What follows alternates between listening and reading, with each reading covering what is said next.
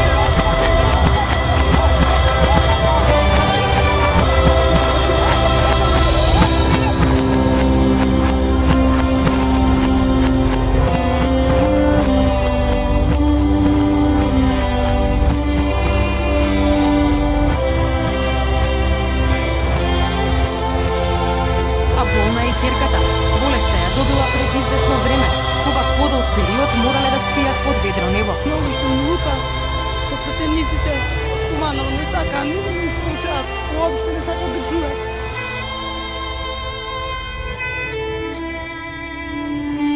Како што гледате овде, на 200 куќи, 150 до 200 куќи се без канализација во центар на градот.